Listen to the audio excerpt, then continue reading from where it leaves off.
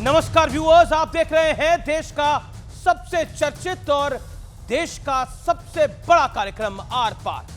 क्या कांग्रेस की चुनावी पैकेजिंग और प्रोडक्ट में भारी विरोधाभास है? ये प्रश्न, ये सवाल इसलिए उठ रहा है कि कांग्रेस मोदी सरकार से विकास का हिसाब मांग रही है, लेकिन खुद कांग्रेस क्या कर रही है आज ये भी जानना आवश्यक हो जाता है और उसकी इनसाइड स्टोरी समझना जरूरी है। कांग्रेस ने पहले जातिगत सर्वे की बात की और उसके बाद संपत्ति बंटवारे का शिगुफा छोड़ दिया गया, इस पे विवाद भी हुआ। इसके बाद कांग्रेस एक ऐसे एजेंडे पे उतरी कि वो चौतरफा घिर गई।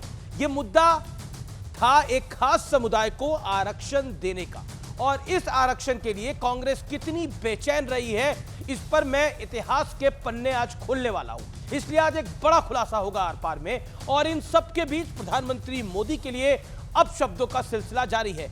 खुद राहुल गांधी पीएम मोदी के खिलाफ तू तलाक की भाषा पे उतरा है।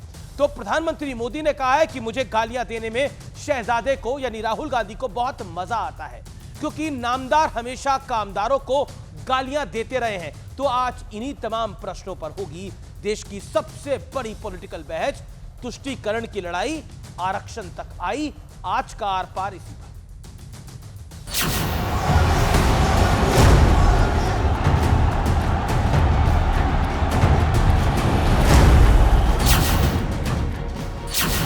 दूसरा चरण आते आते सियासी संग्राम दिन पर दिन प्रचंड होता जा रहा है। कई दिनों से पीएम मोदी कांग्रेस को उनके घोषणा पत्र पर घेर रहे थे। अब बात मुस्लिम आरक्षण तक जा पहुंची है। कांग्रेस इन सभी ओबीसी जातियों से उनका हिस्सा छीनकर अपने चहेते वोट बैंक को मजबूत करने के लिए उनके चरणों में देने का मन बना करके बैठी है। ये आरक्षण धर्म के आधार पर नहीं, ये आरक्षण सोशल और इकोनॉमिक बैकवर्डनेस के आधार पर दिया गया है। इस देश के प्रधानमंत्री ने फिर से वही स्क्रिप्ट उठाई जो 2002 से पढ़ रहे हैं वो। ध्रुवीकरण की, विभाजन की, डर की, संशय की। मुस्लिम रिजर्वेशन जो यहां पर टीआरएस और कांग्रेस ने किया है, हम उसको समाप्त कर एससी, एसटी और ओबीसी का रिजर्वेशन करने का काम भारतीय जनता पार्टी करेगी। कांग्रेस का वक्तव्य बहुत दुर्भाग्यपूर्ण है और भारत के इस्लामीकरण करने और भारत को विभाजन की ओर धकेलने का एक कुचेष्टा का एक हिस्सा है। आदरणीय प्रधानमंत्री जी अब हिंदू मुस्लिम एजेंडा सेट करने में लगे हुए हैं। प्रधानमंत्री मोदी ने राहुल गांधी पर उन्हें गाली देने का आरोप लगाया। कहा, नामदार हमेशा से कामदार को अपशब्द कहते आए हैं। अब जैसे ही मैंने ये देश के एक्सरे की बात की, वो नरेंद्र मोदी कांपने लग गया। जैसे ही मेरे, उसकी आदत है, जैसे उसको डर लगता है ना, वो झूठ बोलना शुरू कर देता है। वे नामदार है, हम तो कामदार है,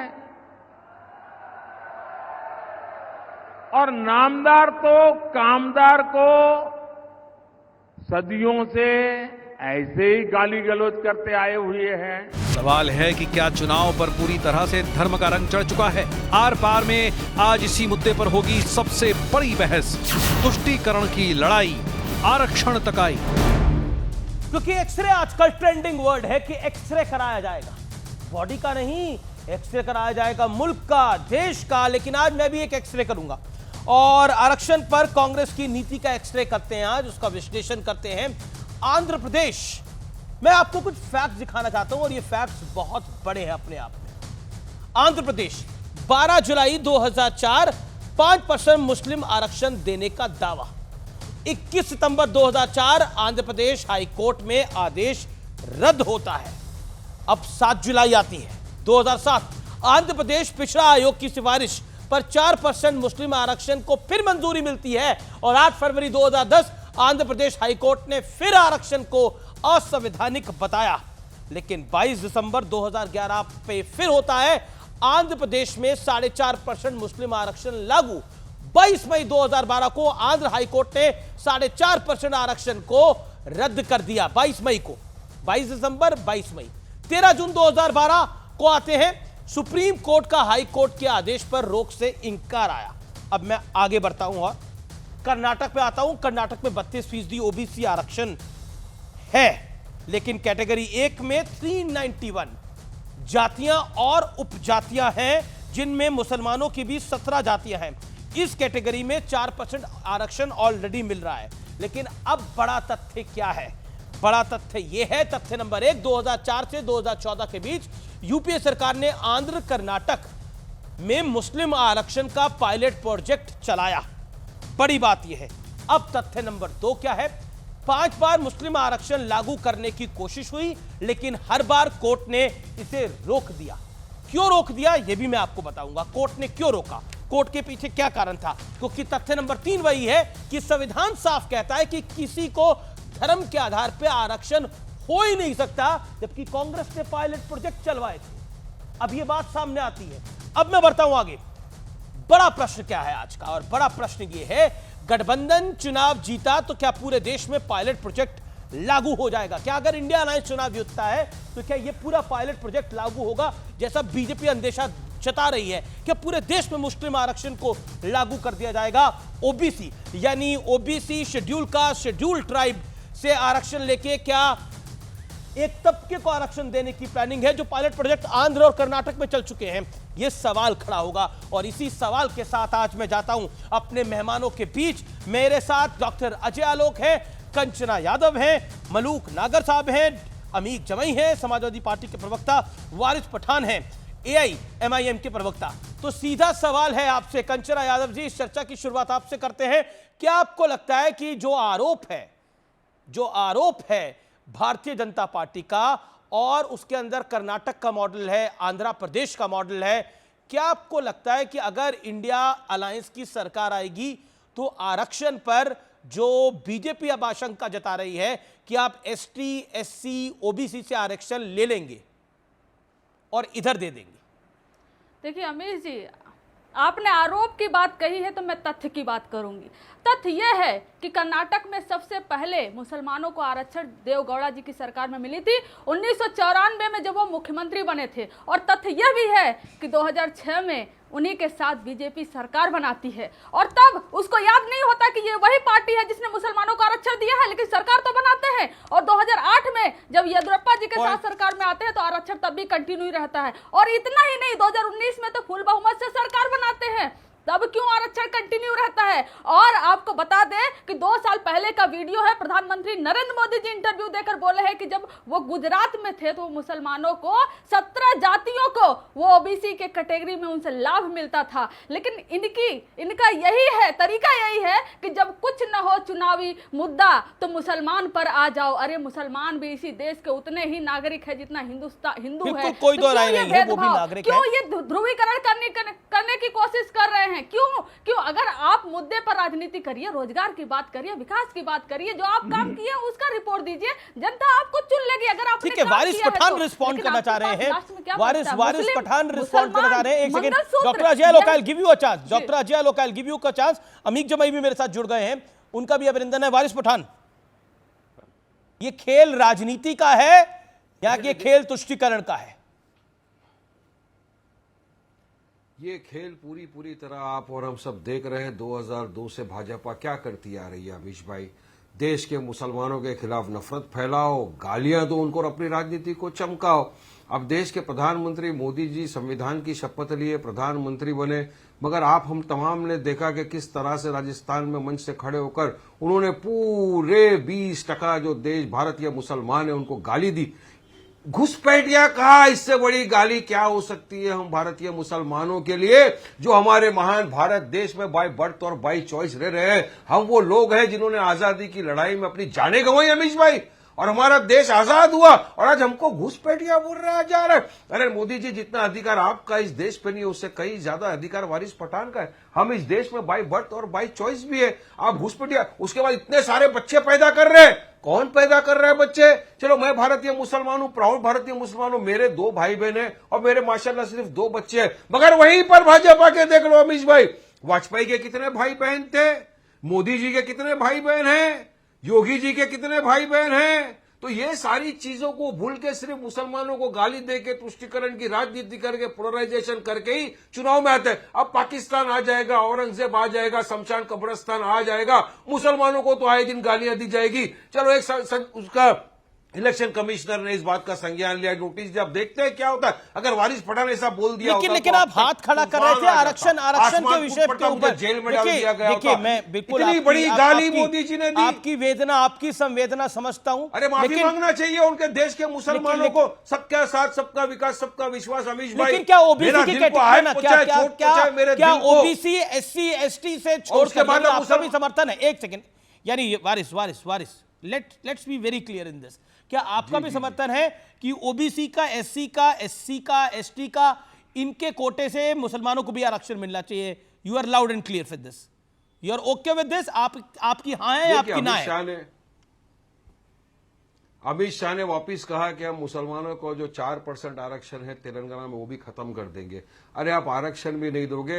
महाराष्ट्र में महाविकास आघाड़ी की सरकार है, यहां पर बीजेपी की सरकार थी, सब थे यहां बैठे हुए। अभी तो मुंबई की उच्च न्यायालय ने कहा कि मुसलमानों को 5% आरक्षण मिलना चाहिए। एजुकेशन में क्यों नहीं देते ये लोग? तो फिर मिलना आपके अनुसार मैं यानी ये अब आपका एजेंडा भी क्लियर है कि आप भी आरक्षण चाहते हैं, मुसलमानों से। ठीक है, लेकिन डॉक्टर अजय लोक, देवेगौड़ा ओके, कंचना यादव ने कुछ फैक्ट्स रखे हैं। अरे मराठाओं को दो, जाटों को तो हमको आपत्ति नहीं है, लेकिन कोटा तो वही है ना सर। वो अगर 30% है तो घटेगा तो उन्हीं के कोटे से। सवाल तो वही है। अरमान है माँ बाप का कि उनका बेटा पढ़ लिख कर, नहीं कोटा तो उन्हीं का कब होगा ना? ओके सर, वारिस पठान, कम कैसा होगा? आपने अपनी बात को 2.5 से 3 मिनट से ऊपर हो गया। Okay, let me gate BJP. अरे इतना 3 मिनट में क्या होने वाला है? 77 साल से अमीश भाई तकलीफ में हूं, तो 3 मिनट में तकलीफ नहीं होने वाली है। सारी तकलीफें अभी आर पार के 3 मिनट 4.5 मिनट के आपके वक्तव्य में थोड़ी दूर हो जाएंगी। लेकिन डॉक्टर अजय लोक का भी अधिकार है, क्योंकि बीजेपी पर सारे अटैक बीजेपी पर है सर। तो Waris Pathan, let's be fair. Okay, Ajay Lok, मेरा बड़ा सिंपल क्वेश्चन है। एक फैक्ट रखा कंचना यादव ने, जो फैक्ट है कि देवेगौड़ा साहब की सरकार ने ये करा था और देवेगौड़ा अब आपके साथ है। पॉइंट नंबर 1, कर्नाटक में आपकी फुल मेजोरिटी की सरकार रही, आपने उसको नहीं कम किया। लेकिन चुनाव से पहले क्यों? तुष्टीकरण आप भी करना चाहते हैं, आप भी पोलराइज करना चाहते हैं। That's my take on this. नहीं, हम बिल्कुल पोलराइज नहीं करना चाहते हैं। मंडल कमीशन पारा 12 में साफ साफ लिखा हुआ है कि मुसलमान में उन्हीं जातियों को पिछड़ा माना जा सकता है जो हिंदू की पिछड़ी या अन्य पिछड़ी या अनुसूचित या अनुसूचित जनजाति से कन्वर्ट होकर मुसलमान में आए हैं। सैयद, पठान, शेख, इन सबको आप ओबीसी में नहीं ले सकते हैं। बहुत क्लियरली मेंशन्ड है मंडल कमीशन पारा 12। कर्नाटक में जो किया गया वो बिल्कुल संविधान और मंडल कमीशन का अपमान है। इसकी पुनरावृत्ति की जा रही है। एक तो ये जो आपने टेक्निकल फैक्ट्स मेरे से बोलने से पहले दिखा दिया, मुझे बोलने की जरूरत भी नहीं थी, लेकिन जिसको जानबूझ के समझना नहीं है वो समझेगा भी नहीं। अब आइए बात दूसरी पे करते हैं। ये कहते हैं 77 साल से मुसलमान बैठा हुआ है, सह रहा है, कितना और सहेंगे, 3 मिनट में बात कैसे निकलेगी? इनकी तो खैर कोई हैसियत नहीं है, राजनीति कोई वजूद नहीं है। 5-7 सीट पे लड़ते हैं, पता नहीं कितना जीतेंगे। लेकिन सवाल यहां बड़े कैनवस का है। कंचन जी बात को भाजपा विरोध में ले जा रही है, लेकिन ये नहीं समझ रही हैं कि जिस ओबीसी वर्ग से वो खुद आती हैं, यानी कि यादव, कुर्मी, कोयरी, ये ओबीसी वर्ग हो गया बिहार में, और फिर अत्यंत पिछड़ा वर्ग, उनका हक मार के मुसलमानों को दिया गया इन 3 राज्यों में। तो क्या बिहार में इसकी पुनरावृत्ति होने देंगी अगर सरकार में आएंगी तो? क्योंकि ये इंडी गठबंधन का हिस्सा है। यादवों को आरक्षण खत्म करके मुसलमानों को देना चाहिए क्योंकि ये इंडी वर्ग का हिस्सा है। जवाब देना पड़ेगा अखिलेश यादव को भी उत्तर प्रदेश में, लालू यादव को भी यहां पर। और किस मुसलमान को प्रताड़ना की बात करते हैं ये लोग? और समाजवादी पार्टी के अमीर भाई भी बोलेंगे कुछ, मैं जानता हूं। आप ये बताइए, जब से हिंदू बोर्ड का नाम सुना आपने कभी? पूरे हिंदुस्तान में 77 साल की आजादी हो गए, हिंदू कोड बिल तो खत्म कर दिया, हिंदुओं ने तो कोई ऑब्जेक्ट नहीं किया। हिंदू बोर्ड का नाम सुना है आपने? वक्फ बोर्ड का नाम तो जरूर सुना होगा। क्या ये सच नहीं है कि आजादी के बाद ठीक से है, जवाब कांग्रेस ले ने लेते हैं। लगातार वक्फ बोर्ड को जमीन दी?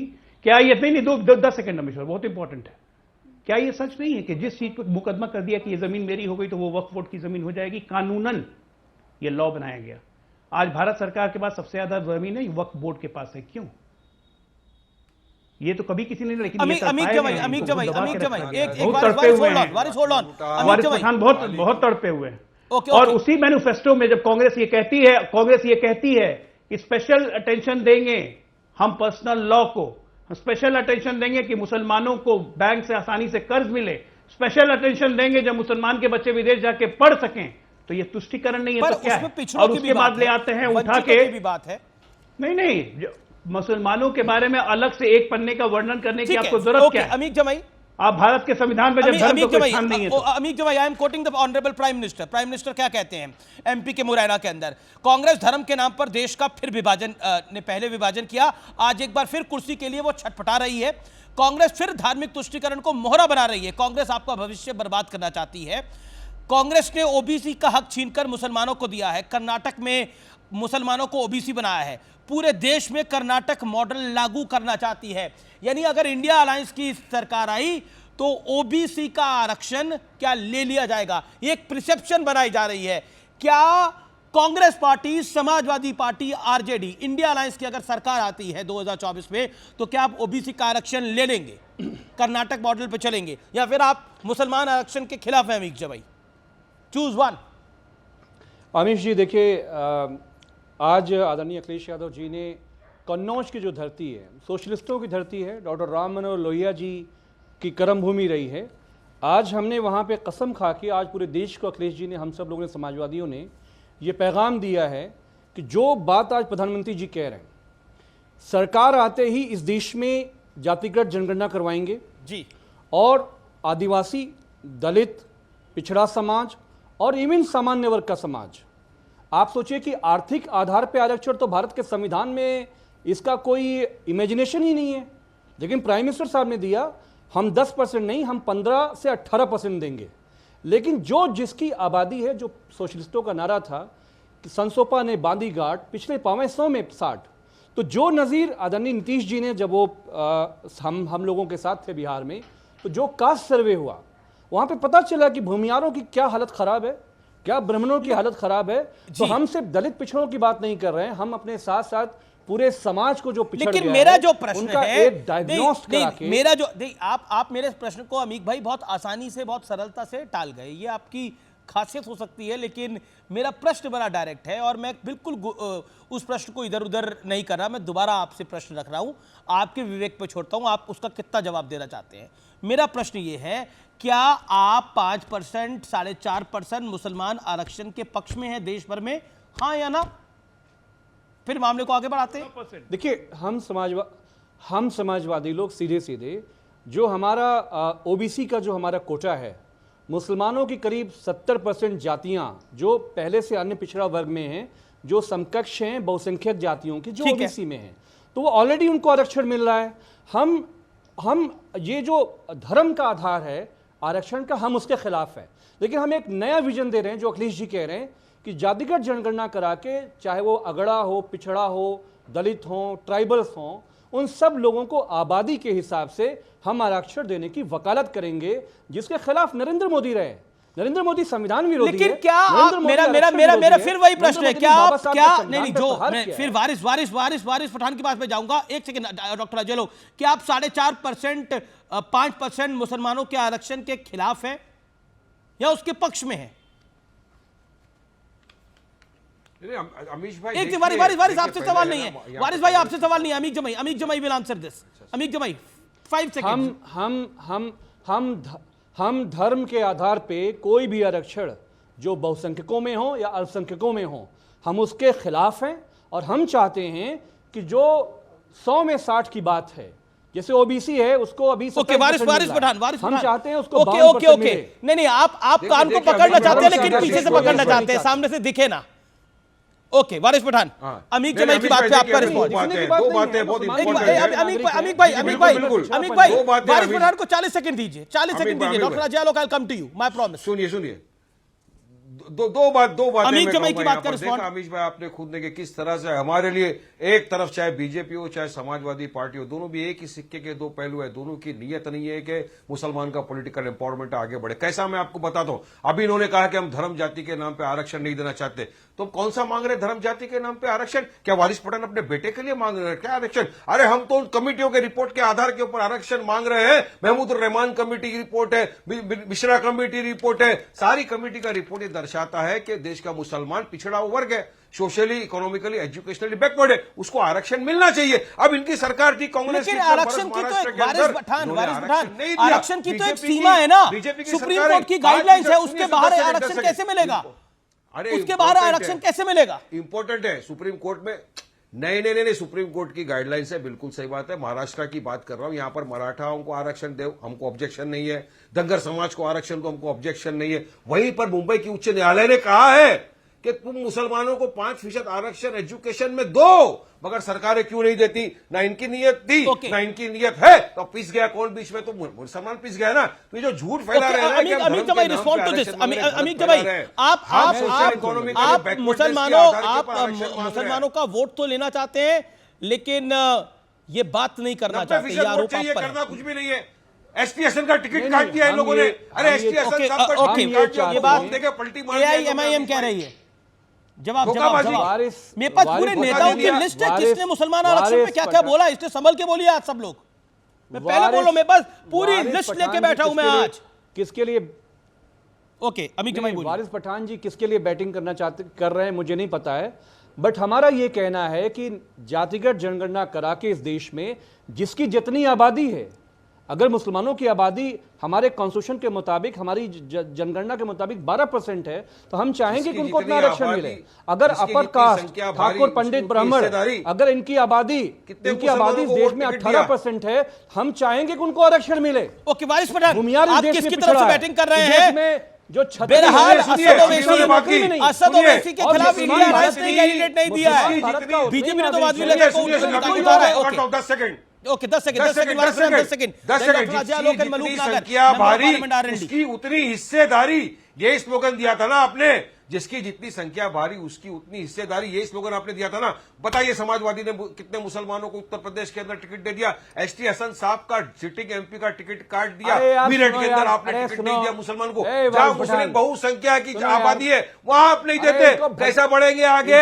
अरे छोड़ो, पहले जवाब दो ना यार, यार कर रहे हो आप। अरे आप देश में वारिस पठान, मेरे को आपके पैदा होने से पहले, आपके मेरे पैदा होने से पहले, जब से सोशलिस्ट हैं, डॉक्टर आप पैदा कब हुए पता नहीं, मैं तो बहुत देर से पैदा हुआ हूं, लेकिन जब से पैदा हो सबसे ज्यादा मुसलमान सबको 80% भागीदारी जाती है वो उत्तर प्रदेश एक राज्यसभा का समाजवादियों से एक राज्यसभा में नहीं मिला आपको, एक राज्यसभा में बैठने के लिए भी नहीं मिला आपको, राज्यसभा में जानकारी नहीं है, एक भी नहीं मिला एमएलसी आपको। कितने को बना दिया एमएलसी आपने मुसलमानों को? समाजवादी पार्टी ने भर भर के वोट लिया, भर भर के 80% से ज्यादा बीजेपी आरएसएस के कहने पे आजम खान जेल में बेचारे पूरे एक करके ऑडियो एक डाउन करिए, अमित जमाई को 30 सेकंड ओपन करिए, फिर वारिस पठान को ओपन करिए। समझ में नहीं आ रहा, व्यूअर्स को भी मेरे समझ में नहीं आ रहा, मेरे को मैसेजेस आ रहे हैं। ओके अमित जमाई 30 सेकंड अमित जमाई बोलिए। वारिस पठान जी से मैं कहना चाहता हूं कि देवेंद्र फडणवीस के कहने पे बंबई में कहां कैंडिडेट उतारे रहे हो, हमें भी जानकारी है इसकी, लेकिन हम ये कहना चाहते हैं आपसे, हम ये कहना चाहते हैं सोशलिस्टों के जमाने से राजनारायण जी और डॉक्टर अब्दुल जलील फरीदी के जमाने से जितना मुसलमानों की भागीदारी बढ़ी है वो समाजवादियों ने दी है, और समाजवादियों ने हर तबके की, चाहे वो दलित समाज हो, चाहे वो आदिवासी, लेकिन इंटरेस्टिंग फैक्ट, ऑडियो डाउन करिए सबका। लेकिन इंटरेस्टिंग फैक्ट ये है कि असद ओवैसी के सामने इंडिया अलायंस ने कोई कैंडिडेट नहीं दिया, लेकिन ये है बी टीम बीजेपी की, कमाल की बात है। और असद ओवैसी के सामने बीजेपी ने अपना बहुत स्ट्रॉन्ग कैंडिडेट माधवी लता को उतारा है, लेकिन ये बी टीम बीजेपी की है। अब किसकी ए टीम है किसकी बी टीम है, मैं ये दर्शकों के विवेक पे छोड़ देता हूं, मैं इसके आगे कुछ नहीं बोलता। लेकिन फिर भी क्योंकि इतना पर्सनल आक्षेप लगाया आपने एआईएमएम पे, तो जवाब लेना बनता है, मैं आगे जवाब उनसे लूंगा। लेकिन ये जो पूरा खेल चल रहा है, ये तुष्टीकरण का खेल है या आप पोलराइज करना चाहते हैं? डॉक्टर अजय आलोक। देखिए हमेशा आपके चैनल पे बैठ के अभी लगातार संविधान की न सिर्फ उपेक्षा करने वालों को आप समय दे रहे हैं, जो संविधान बदलने का जो प्रयास कर चुके हैं उनको आप समय दे रहे हैं, जो हम पे व्यर्थ आरोप लगाते हैं कि हम 400 पार कर गए तो हम संविधान बदल देंगे। अरे संविधान तो ये बदल चुके 1975 में, संविधान की खुलेआम उल्लंघना कर चुके, ये मंडल कमीशन के उल्लंघन कर चुके कर्नाटक में, केरला में, आंध्रा में, और उसके बावजूद भी आप इनकी सुन रहे हैं। और अभी अमित जमई को तो मुझे आश्चर्य हो रहा था, इन्होंने संविधान की नई व्याख्या कर डाली। बाबा साहब होते तो आत्महत्या कर लेते। बाबा साहब ने आरक्षण का पहला विषय रखा था कि आरक्षण सिर्फ सामाजिक और शैक्षणिक आधार पर मिलेगा। ये कह रहे हैं जिसकी जितनी संख्या भारी उसकी इतनी हिस्सेदारी। ये कब से आधार बन गया संविधान का? संशोधन करेंगे तब नहीं आएगा कि जिसकी जितनी संख्या भारी उसकी उतनी भागीदारी। संशोधन करना है क्या संविधान का? तो फिर कौन संविधान बदलने की बात? अमीक जमई, ये देखिए दोनों में कॉन्ट्रडिक्शन देखिए दिया कि संविधान संशोधन भी करना चाहते हैं। अगर आप आएंगे तो संविधान में बदलाव आप लोग करेंगे, आरक्षण में ओबीसी के कोटा कम करेंगे। ये आरोप पे आरोप लग रहे हैं, भारी पड़ जाएंगे चुनाव में। नहीं, मैं भाई आरोप नहीं, ये खुद कह रहे हैं, खुद कह रहे हैं। और दूसरी बात, कर्नाटका बाकी 4% नहीं 16% आरक्षण दे दिया है। 16%। ओबीसी का 12% कोटा मार लिया गया है। ओबीसी एससी एसटी का 12% कोटा मारा गया है। यही काम बिहार यूपी में भी होगा। मैं बोलूं ओके 30 सेकंड। देश में आर्थिक आधार पे जो आरक्षण किया, 1 मिनट, आर्थिक आधार पे जो आरक्षण किया, बाबा साहब आपको चिट्ठी में लिख के देके गए थे। आपने पूरा इस देश में पार्लियामेंट में संशोधन किया करके जहां जहां नौकरियां मिलती थी। अरे सुनो यार, पार्लियामेंट में रेलवे किया, सुप्रीम कोर्ट ने रेटिफाई करवाया, तब जाके 10% आरक्षण बढ़ा। हम आपकी बाबा साहब लिख के गए थे, बाबा साहब लिख के गए थे, आपको चिट्ठी देके गए थे। संशोधन करके किया और डंके की चोट पे किया, आपने नहीं किया। करना है भारतीय जनता पार्टी इतना जातिवादी, इतना आरक्षण का मतलब खाली यादव परिवार। आज तक रेलवे की नौकरी सिर्फ इसलिए नहीं हुई, यादव परिवार, रेलवे की नौकरी कि दलित को पिछड़ा जाएगा। गजब 30 लाख नौकरी इसलिए नहीं भरी गई कि ये हमारे लोग ये आ जाएगी, सारे दलित आ जाएंगे, आदिवासी आ जाएंगे। आपने काशीराम के बारे में क्या देखिए व्यूअर्स, ये बड़ा महत्वपूर्ण विषय है। क्या ओबीसी की कैटेगरी में अगर विपक्ष की सरकार बनी, जो बीजेपी बहुत गंभीर बात बोल रही है, अगर विपक्ष की सरकार बनी तो कर्नाटका मॉडल पे, आंध्रा मॉडल जो अपनाया गया उस पे क्या ओबीसी के आरक्षण को कम करके 4.5% मुसलमान आरक्षण किया जाएगा?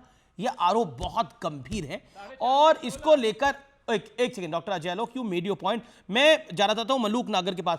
मलूक नागर, ये तुष्टीकरण की प्रकाष्ठा है अपने आप में, क्योंकि ओबीसी भी तो, ओबीसी का अगर आरक्षण कम होगा तो भुगतेगा तो ओबीसी ना, इसमें कोटा तो उसी का कम होने जा रहा है। अगर ऐसा होता है तो कर्नाटका मॉडल अगर अपनाया जाता है तो किसी देखिए माननीय प्रधानमंत्री जी स्पष्ट कर चुके हैं इस बारे में कि ओबीसी का आरक्षण कम नहीं होगा। और जो जहां तक बात कांग्रेस की है, कांग्रेस हो चाहे कोई भी पार्टी हो, किसी की हिम्मत नहीं है उस 56-60% पिछड़े अति पिछड़ों के आरक्षण को कोई कम कर सके इस देश में। देश के पिछड़े अगर प्रदेश में किसी के साथ होते हैं, सरकार उसकी बनती है, और देश में क्या करेंगे, सरकार उसकी बनती है। और शायद इसी डर से कांग्रेस 50% की बात करती है। यार सुनो यार, ये बोलने नहीं दे रहा यार प्लीज। देखिए जहां तक बात है, कांग्रेस सब जो ढोल पीट रही है, जो ढकोसला कर रही है, 60% की बात, 50% की बात करती है। कहां गई आजादी से 55-60 साल कांग्रेस की सरकार रही? इन्होंने जब क्यों नहीं करे? 2004 से 2014 तक रहा। महिला आरक्षण की जब बात आई तो उसमें पिछड़ों की जब बात आई तो सरकार पूरी चलाई। और हम लोगों ने उस समय भी बात करी थी कि महिलाओं के लिए भी और पिछड़ों के लिए उसमें आरक्षण हो। तो देश के प्रधानमंत्री आज जब संसद में आते हैं, कहते हैं मैंने इतने पिछड़े मिनिस्टर बनाए, इतने दलित मिनिस्टर बनाए, तो क्या कांग्रेस के किसी भी प्रधानमंत्री ने सदन में आके कभी कोई बात कही? आरोप ये लग रहा है कि मलूक नागर, आरोप ये लग रहा है, और इसका आप जवाब दीजिए। आरोप ये लग रहा है कि बीजेपी पोलराइज करना चाह रही है चुनाव के अंदर। कांग्रेस ने ये बात बोली नहीं। चलिए कर्नाटका मॉडल की बात है, वो कर्नाटक में हो रहा है, देश में कांग्रेस ऐसा लागू करने जा रही है। कांग्रेस ने अभी तो नहीं बोला, हालांकि दिग्विजय सिंह ने, अखिलेश यादव जी ने भी, राशिद अलवी जी ने भी, रहमान खान जी ने भी, सलमान खुर्शीद ने भी पूर्व में ये बातें बोली हुई हैं, पूर्व में। अभी नहीं बोली, इस चुनाव में नहीं कौन क्या करने जा रहा है, कौन, देखिए देखिए देखिए अमीश जी, कौन क्या आरोप लगा रहा है, देश की जनता सब देख रही है। विदेश में बैठ कर के जो अपने वो सैम पिथौड़ा जी कुछ का कुछ बोल रहे हैं, कांग्रेस ये तो स्पष्ट करे वो कांग्रेस में नहीं है, या कांग्रेस ये कांग्रेस में है भाई, उनके ओवरसीज चेयरमैन है, कैसे स्पष्ट करे कांग्रेस में नहीं है? कांग्रेस में लोकतंत्र है, अगर लोकतंत्र है तो लोकतंत्र में सब अपने विचार को रख रहे हैं। यही आया है, जयराम रमेश जी ने बोला है, हम तो वही दिखाते हैं जो बोला जाता है, जो दिखाया जाता है। Okay okay okay okay sir, okay Kanchana Yadav from RJD wants to respond. Kanchana ji, मेरे पास ये लिस्ट है नेताओं की। दिग्विजय सिंह, मुसलमानों को आरक्षण देना कांग्रेस का वादा है। राशिद अलवी, ये बीते कुछ सालों की लिस्ट है। राशिद अलवी 4% से ज्यादा मुस्लिम आरक्षण देंगे। रहमान खान, रहमान खान, मुस्लिमों को आरक्षण को 6% तक आरक्षण लेके तक जाएंगे। सलमान खुर्शीद कांग्रेस के, मुस्लिम आरक्षण के वादे को पूरा करने के लिए हम काम कर रहे हैं। कुछ सरकार में बयान दिए गए हैं, कुछ विपक्ष में बयान दिए गए हैं। अब बताइए क्या करेंगे?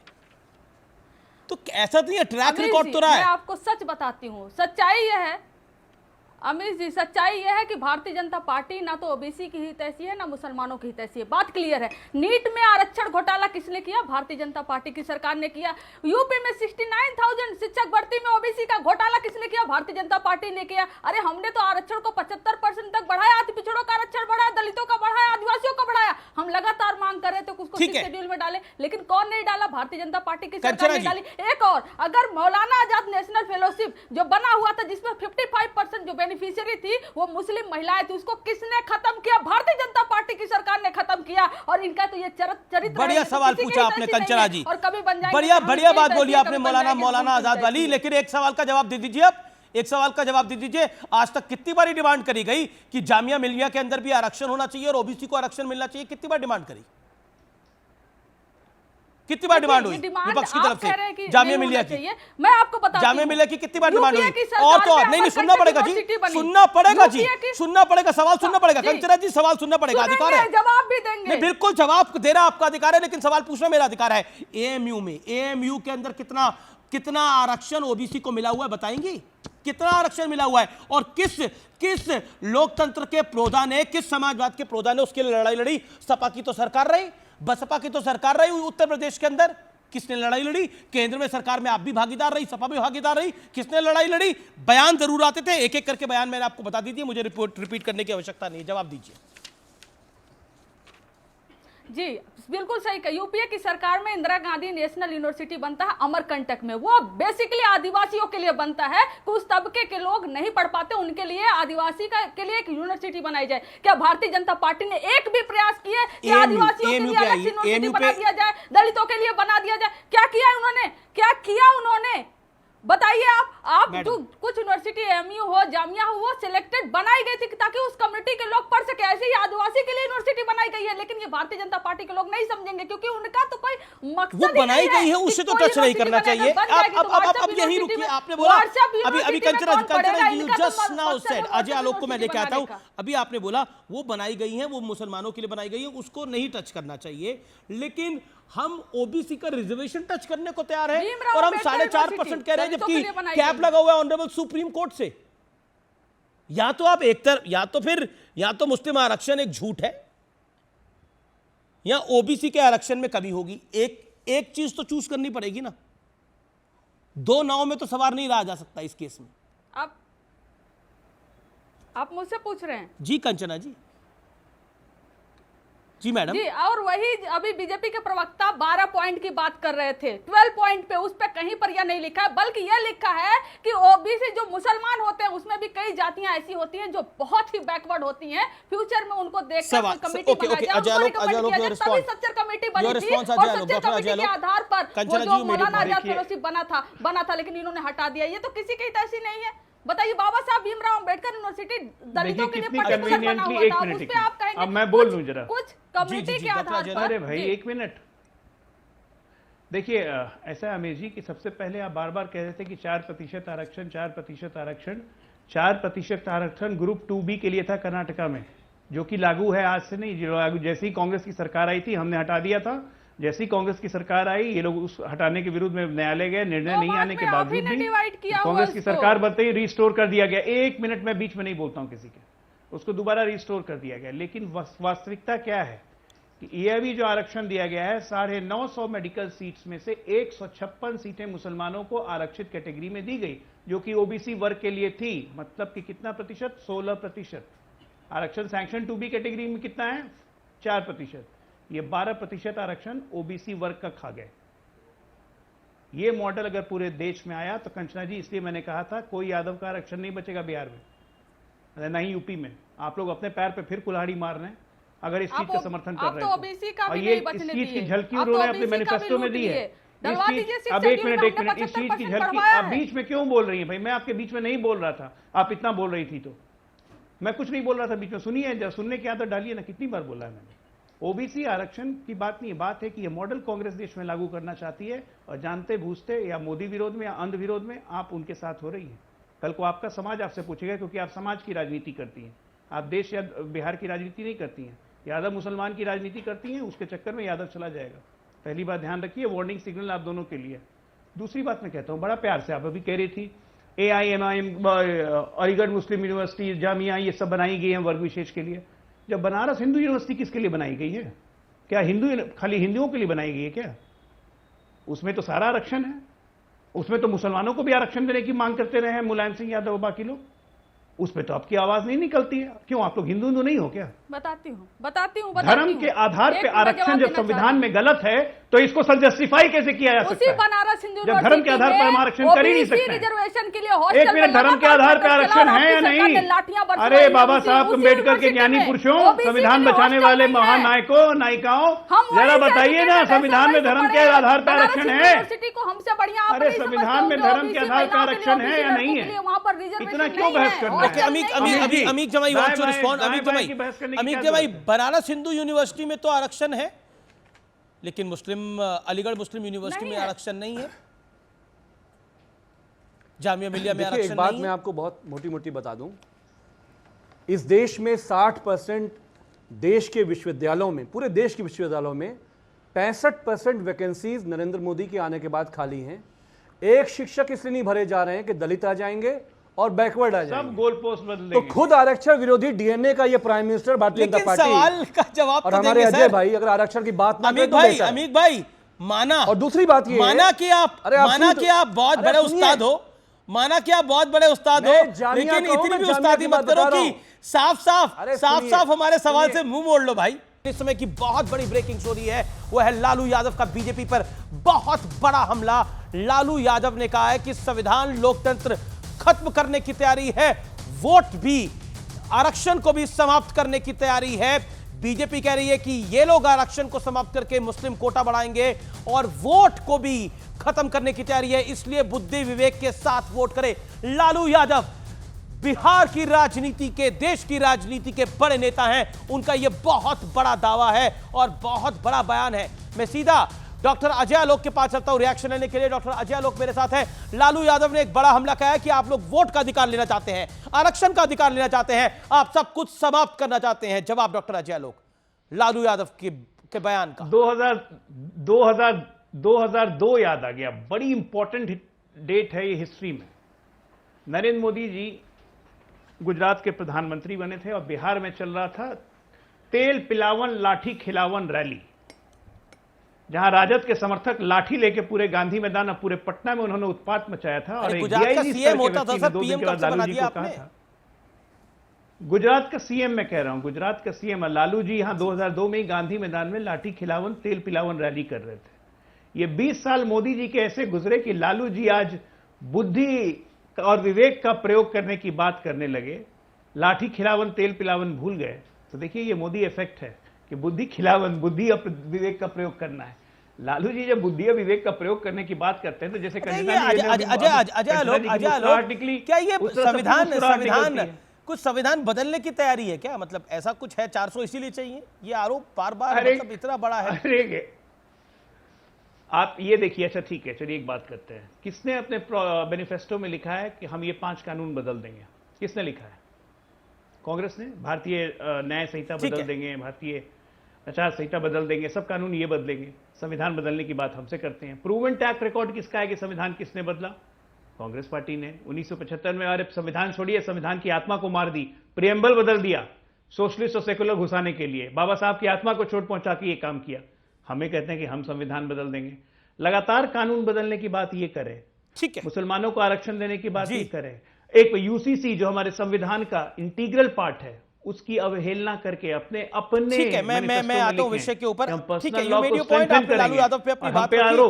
अच्छा, कंचना यादव 30 सेकंड्स, क्या आपको लगता है कि ये मुस्लिम आरक्षण के जाल में आप लोग फंस गए हैं, आप हाँ भी नहीं कर पा रहे, ना भी नहीं कर पा रहे, या बैकडोर से करना चाहते हैं आप लोग जब 2024 में आपकी सरकार आएगी? तो ये देखिए, ये तो डिबेट, ये डिस्कोर्स, ये मुद्दा किसने उठाया? भारतीय जनता पार्टी ने। ये हवा किसने दी? भारतीय जनता पार्टी ने। ऐसा कोई मुद्दा था नहीं, और मुद्दा तो था ये संविधान बदलने की। अरे इनके दर्जनों नेता घूम के, वो रील वाले राम भी हर जगह घूम के कह रहे हैं हम संविधान बदलेंगे। प्रधानमंत्री ने इनकार कर दिया कि उन्होंने बोला कि अब तो बाबा साहब अम्बेडकर भी आते हैं तो संविधान नहीं बदला जाएगा। इनकार किया क्या? कार्रवाई किया? दर्जनों लोग जो बोले प्रधानमंत्री ने कार्रवाई किया क्या? प्रधानमंत्री जी ने कार्रवाई किया उन पर? ओके, अजय लोग रिप्लाई टू दिस, देन वारिस पठान। देखिए, ऐसा है कि इस संविधान में हमारी पूरी की पूरी आस्था है और इसी संविधान से देश चल रहा है। लेकिन कभी कभी लोग अपने आप को संविधान से भी ऊपर मान लेते हैं। अभी दर्जनों एग्जाम्पल हमने दिल्ली में देखा। लालू जी के समय में भी ऐसा नहीं हुआ था, आर्मी को बुलाने की नौबत आ गई थी जब वो अरेस्ट से रेजिस्ट कर रहे थे। तो इस संविधान का उल्लंघन कौन करता है ये हमने देखा है। कांग्रेस का तो निरंतर एग्जाम्पल है। ठीक है, जवाब ओके वारिस आप पे बार-बार आरोप लगता है आप फलाने की ए टीम है, ढमकाने की बी टीम है, इसकी सी टीम है, लेकिन मुस्लिम आरक्षण के मामले पे आप खुल के बोल पा रहे हैं। लेकिन ये सब करना चाहते हैं, अगर करना चाहते हैं तो बैकडोर से करना चाहते हैं, लेकिन करना तो ये भी वही चाहते हैं जो आप चाह रहे हैं। नहीं अमीश भाई, गलतफहमी है आपकी। अरे इनको देखो, अभी आरजेडी की प्रवक्ता जो बैठी थी, आपने सवाल किया मुस्लिम आरक्षण का मुद्दा, उन्होंने फटाक से बोल दिया मुस्लिम आरक्षण का तो मुद्दा ही नहीं हटा। उनको मुसलमानों के नाम से ही नफरत है ये लोग को। अमीश भाई, आरक्षण देने की बात कर रहे लोग, नहीं देने वाले कभी। इनकी नियत में कोई, अभी सो कॉल्ड सेक्युलरिज्म पार्टियां बैठी है, ये समाजवादी वाले भी बैठे हैं जो महाविकास आघाड़ी का हिस्सा है महाराष्ट्र में। अभी मैं इनको पूछना चाहूंगा, महाराष्ट्र में 48 सीट है लोकसभा की, इतना मुसलमान लोग इतने सारे लाखों की तादाद में तो है महाराष्ट्र के अंदर, एक भी मुसलमान को अब तक इन्होंने टिकट नहीं दिया सोचिए लोकसभा का। अमीश भाई, ये क्या पॉलिटिकल अमीश जमाई को दिखाइए स्क्रीन पे, अमीश जमाई से सवाल है। मगर इनको टिकट नहीं देना, पॉलिटिकल एम्पावरमेंट नहीं होगा हमारा, तो आगे कैसे बढ़ेंगे अमीश भाई? ना आरक्षण दोगे, ना पॉलिटिकल एम्पावरमेंट करोगे, कुछ नहीं करोगे, वोट लेने आ जाएंगे हाँ डरा के। अगर ये भी इंटरेस्टिंग है वारिस भाई, आपको बी टीम कहा जाता है बीजेपी की, लेकिन कैंडिडेट कांग्रेस ने आपके खिलाफ नहीं दिया हैदराबाद के अंदर। ओके, अमीश जमाई दे दिया भाई, अब कहां हो देखो, दे दिया। अमीश जमाई अरे ये दोनों एक ही सिक्के के दो पहलू अमीश भाई, चाहे कांग्रेस हो या प्रधानमंत्री जी, इनके लिए अपना काम बनता, भाड़ में जाए देश की मुसलमान जनता। जवाब आप करना तो वही चाहते हैं जो ओवैसी की पार्टी करना चाहती है, लेकिन बोलना नहीं चाहते, कहीं दूसरा वोट ना निकल जाए। अमीश जमाई नहीं, देखिए अमीश जी, आदरणीय प्रधानमंत्री जी, भारतीय जनता पार्टी के लोग और मीडिया का एक हिस्सा जब तक इस देश के अहम मुद्दों पर भटकाने का काम करेगा, हम उनको लाइन पे लाने का काम करेंगे। मुझे आप 30 सेकंड दीजिए, अपनी बात रखने दीजिए। मैं जिसलिए आया हूं आपके यहाँ आज, सेकंड फेज में जाटलैंड पश्चिम का हमारा मेनली जो है, जो किसान कृषक जातियां हैं, जो पटेल हैं, जाट हैं, गुर्जर हैं, ये सारी जातियां, आपको मालूम है कि 4000 करोड़ का गन्ना का बकाया, मलूक नागर जी जवाब दें, आज की डेट में है। 1000 किसानों की शहादतें हुई किसान आंदोलन में। ठीक है, जवाब ले लेते हैं आपके 40 सेकंड मलूक नागर, हमारे लोग मलूक नागर रिप्लाई, मलूक नागर जी की का मौका है, मलूक नागर को 30 सेकंड दीजिए। मलूक जी जो है इन मुद्दों पर, अमीश भाई बोलिए। दो चीजें सामने निकल के आ रही हैं, एक तो पिछड़ों का आरक्षण कम करने का और एक संविधान को बदलने का। माननीय प्रधानमंत्री कह चुके हैं ना आरक्षण कम होगा पिछड़ों का, ना संविधान बदला जाएगा। 56% लोग पिछड़े हैं देश में। किसी की हिम्मत, चाहे कांग्रेस की सरकार आ जाओ, चाहे किसी की सरकार आ जाओ, किसी की हिम्मत नहीं है, किसी की हैसियत नहीं है कि पिछड़ों का रिजर्वेशन कम कर दें, और किसी की हैसियत नहीं है। कर्नाटक मॉडल के अंदर, कर्नाटक मॉडल को लेकर आपको कर्नाटक मॉडल के अंदर बहुत सारी चीजें हुई हैं, लेकिन अब वक्त है आर पार में सत्य और तथ्य का, और आज का सत्य और तथ्य बहुत जरूरी है। सत्य और तथ्य में आज की दो बड़ी खबरों का मैं एक्सरे करूंगा। जैसे एक्सरे इंसान के शरीर के अंदर तक झांक सकता है, ठीक वैसे ही इन दोनों खबरों की तह तक मैं आपको ले जाने का आज प्रयास करूंगा। पहला एक्सरे बंटवारा पॉलिटिक्स का होगा, जबकि दूसरा एक्सरे विरासत टैक्स वाली सियासत का होगा, और ये दोनों ही टॉपिक आजकल सियासत के ट्रेंड है। दरअसल बीजेपी का आरोप है कि कांग्रेस तुष्टीकरण के लिए कभी आरक्षण वाली चाल चलती है तो कभी नॉर्थ वर्सेस साउथ में डिवाइड पैदा करने की कोशिश करती है। आपको याद होगा कि 2021 में राहुल गांधी ने तिरुवनंतपुरम में कहा था कि दक्षिण के मुकाबले उत्तर भारत के लोगों की सतही राजनीति करते हैं, ऐसी सोच है। बीते साल दिसंबर में तेलंगाना के सीएम रेवंत रेड्डी ने कहा था कि बिहार के डीएनए से बेहतर तेलंगाना का डीएनए है। ऐसा नहीं है कि एक ही देश में अंतर पैदा करने वाली भाषा आजकल से इस्तेमाल हो रही है। इसकी जड़ें कितनी मजबूत हैं, कितनी गहरी है, यह समझाने के लिए मैं आपको एक बयान सुनवाता हूं, सुनिए। The area that is Pakistan, much of it was not a separate country. I mean, South India was, but North India and Pakistan geographically is so many common things. तो ये है पंडित नेहरू, कांग्रेस के संस्थापकों में से एक हैं और गांधी परिवार के सबसे बड़े नेता हैं। पंडित नेहरू दक्षिण भारत को अलग देश की तरह बता रहे हैं, जबकि अलग देश पाकिस्तान को बाकी भारत जैसा कह रहे हैं। हालांकि ये सच है कि पाकिस्तान भी हमारा ही हिस्सा था, जिसके धर्म के आधार पर दो टुकड़े होने दिए गए। तब भी नेहरू जी ही मैन इन कमांड थे। अक्साई चीन भारत से छीना तो नेहरू ने भरी लोकसभा में कह दिया था कि वो तो बंजर जमीन थी, चली गई तो क्या हुआ। दक्षिण में कच्चातीवू द्वीप श्रीलंका को गिफ्ट कर दिया गया था। कश्मीर का मुद्दा यूएन तक पहुंचा दिया गया था, जिसके बाद पाकिस्तान ऑक्युपाइड कश्मीर का जन्म हुआ। यानी बंटवारा पॉलिटिक्स का शायद सिद्धांत यह था, जहां फायदा नहीं है वहां उस हिस्से से हमारा कोई नाता नहीं है। आज का दूसरा एक्सरे है उस सोच से जुड़ा जिसका जन्म वामपंथी किताबें ज्यादा पढ़ लेने से हो जाता है। राजीव गांधी के मित्र, गांधी परिवार के करीबी और कांग्रेस ओवरसीज के चेयरमैन सत्यनारायण गंगाराम पित्रोदा, उनका ये असली नाम है, उर्फ सैम पित्रोदा, ने आइडिया दिया कि भारत में किसी की मृत्यु हो जाए तो उसके बाद उसकी संपत्ति का आधा हिस्सा टैक्स के रूप में सरकार के पास चला जाए। यानी व्यक्ति जब तक जीवित है तब तक इनकम टैक्स दे, सर्विस टैक्स दे, तमाम तरीके के टैक्स दे, लेकिन जब उसकी मृत्यु हो जाए तब भी उससे टैक्स लिया जाए, और वो होता है विरासत टैक्स। उसका आधा हिस्सा सरकार को टैक्स के रूप में दे दे। इंटरेस्टिंग बात यह है कि जिस विरासत टैक्स की बात सैम पित्रोदा जी कर रहे हैं, उसकी वकालत कर रहे हैं, उसे 1985 में राजीव गांधी की सरकार ने रद्द कर दिया था। और क्यों रद्द किया था जानिए। यानी भारत में पहले से जो टैक्स वसूला जाता था, लेकिन इंदिरा गांधी की मृत्यु के बाद जब राजीव गांधी प्रधानमंत्री बने तो अपने पहले ही बजट में इस टैक्स को उन्होंने खत्म कर दिया। अब बीजेपी का यह बहुत बड़ा आरोप है कि राजीव गांधी ने यह कदम इसलिए उठाया क्योंकि इंदिरा गांधी की मृत्यु के बाद उनकी $1,73,000 की संपत्ति की विरासत के रूप में उनके 3 पोते पोतियों यानी राहुल जी, प्रियंका जी और वरुण गांधी जी को ट्रांसफर होनी थी। यानी बीजेपी ने कांग्रेस पे अगर आरोप सही है तो इस विरासत वाले एक्सरे में भी यही नतीजा निकला है कि जिससे अपना फायदा नहीं, उस कानून से हमारा नाता नहीं। ये सिर्फ एक्सरे था, क्योंकि एक्सरे बड़ा ट्रेंडिंग विषय है, तो मुझे लगा जिन दो खबरों का एक्सरे आपके सामने मैं रख दूं।